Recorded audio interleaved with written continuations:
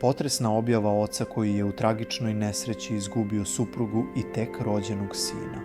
Stravična tragedija potresla je Njemačku, ali i Bosnu i Hercegovinu.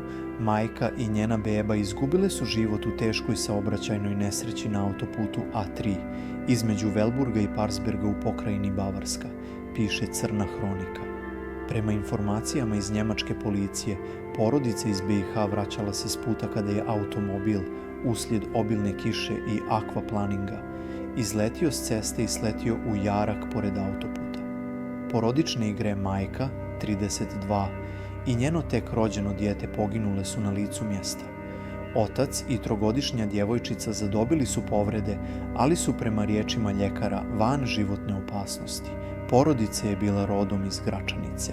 U tragičnoj nesreći život je izgubila Hanka O i njena tek rođena beba Adijan, a trogodišnja djevojčica Zara i otac Amin preživjeli su tragediju, saznaje portal Crna hronika. Pročitajte potresnu ispovijest oca Amina. Rodbino, prijatelji, poznanici, pišem vam sa velikom tugom i boli u srcu, kao što svi već znate, moja voljena Hanka i naša tek rođena beba, naš Adijan, su prema Allahovoj volji i odredbi preselili na bolji svijet, svome Gospodaru. Boli i tuga su neizmjerni za mojim voljenim i nikada neće prestati. Dragi Allah je sačuvao i ostavio našu Zaru sa mnom, koja mi daje snagu da nastavim dalje boriti se i ispuniti sve ono što smo moja draga Hanka i ja zamislili.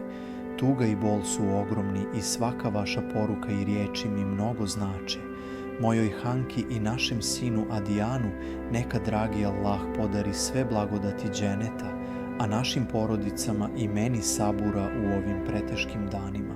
Inna lillahi ve inna ilejhi rađiun. Svi smo Allahovi i svi ćemo se njemu vratiti.